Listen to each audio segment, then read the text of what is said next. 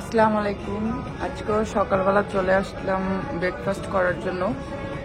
এখান থেকে ব্রেকফাস্ট করে দেন একটু বাজার করতে যাব। আজকে থেকে ছেলে মেয়ের স্কুলগুলো বন্ধ, তো মেয়েটাকে ছোট ছেলেটাকে ঘুম থেকে উঠে নাস্তা করিয়ে দেন, ওদেরকে বাসায় রেখে আসছি, আর বড়টাকে আমার সাথে করে নিয়ে আসছি আর কি। তো এসে উপরে চলে গেছিল।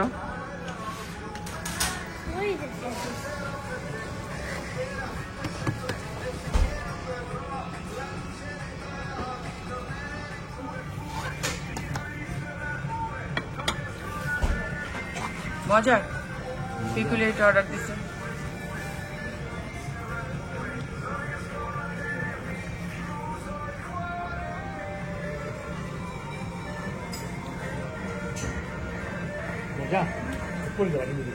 তো আলহামদুলিল্লাহ সকালের নাস্তাটা আমাদের হয়ে গেছে, এখন চলে যাচ্ছি।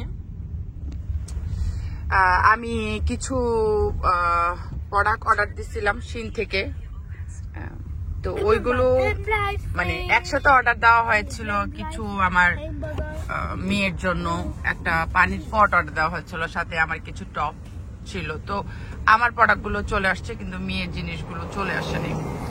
তো ছোট মানুষ তো বুঝে নেই, যখন কোনো কিছু চায় তখন।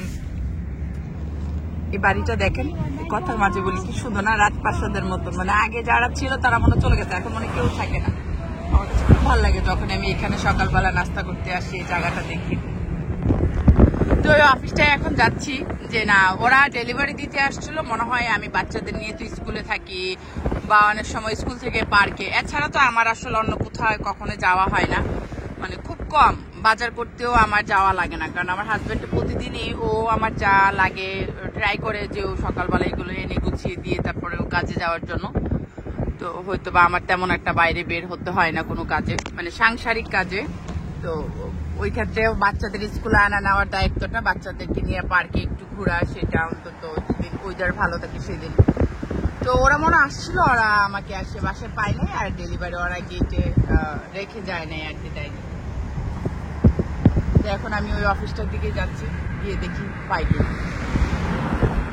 যে এখানে একটা রেল ক্রসিং, এদিক দিয়ে ট্রেনটা যাবে এখন, যে রেড আমরা অপেক্ষা করতেছি ট্রেন যাবে। কিন্তু এইদিকে একটা ফ্যাক্টরিতে একটা বাঙালি ছেলে কাজ করতো, তো কাজ শেষ করার পরে এই যে সাইকেল দিয়ে আপনার রেল লাইন ক্রস পার হওয়ার সময় ট্রেনের নিচে পড়ে গেছে।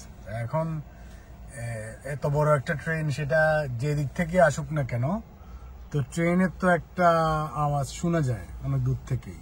হ্যাঁ, বাংলাদেশের মতো ট্রেনের ঠক্কর ঠক্কর ঠক্কর ওই ধরনের না শুনলেও ওই ধরনের মতো আওয়াজ এদেশে হয় না মনে হয়। কিন্তু তারপরে তো একটা ট্রেনই, এত বড় একটা ট্রেন এতগুলো বগি নিয়ে আসতেছে, এটা তো আওয়াজ আসেই অনেক দূর থেকে। অন্তত ট্রেনটা আসার 5-7 মিনিট আগের থেকে দূর থেকে শোনা যায়, কিন্তু এরপরে ছেলেটা শুনে নাই। তো এটা আসলে দুইটা কারণ হইতে, মূলত একটা কারণে হইতে পারে, যে সম্ভবত যে আপনার হয়তো কাজ শেষ করছে, কাজ শেষ করে বাসায় ফেরাটা তাড়ানো ছিল, কখন বাসায় যাবে। হ্যাঁ, হয়তো বা বর্তমানে তো জানেন যে মোবাইল, হ্যাঁ, হয়তো কাজ শেষ করে কানে ব্লুটুথ লাগাই রাখছিল দুই কানেই।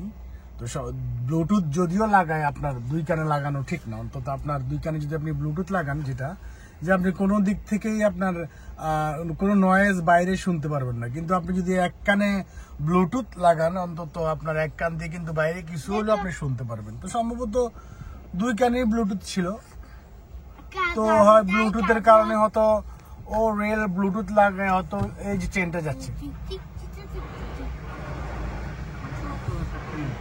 তেমন কোনো সাউন্ড নেই। হ্যাঁ, তোর মোবাইল না, ঠিক আছে, তো ভালো, তেমন কোনো সাউন্ড নেই এখন।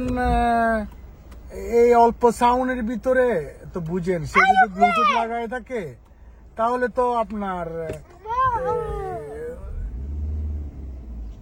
ব্লুটুথ লাগায় থাকে, তাহলে তো কি বলে, শোনার কোনো প্রশ্নই আসে না।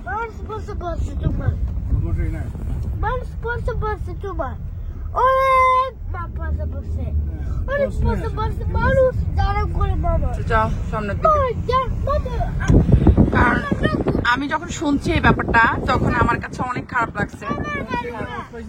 আওয়াজ পাইনি, বহুক্ষণ খোঁজার পর সে পার্সেলটা হাতে পাইলাম। সে এক জায়গায় গেলাম, প্রথমে আমরা ওইটাই পাইনি, পরে আরেকটা অফিসটাও মানে আমার বাসার থেকে 1 মিনিটের দূরে, বুঝছেন, মানে সারা দুনিয়া ঘুরাটাই যা সে বাসার সামনে থেকে। মানে চিন্তা করলাম ওরা তো পার্সেলটা আবারও নিয়ে আসতে পারতো বাসার থেকে, মানে এমন না যে 5 মিনিট 1 মিনিটে, মানে আমার খুঁজে বের করে তারপরে পার্সেলটা নিয়ে আসতে হলো।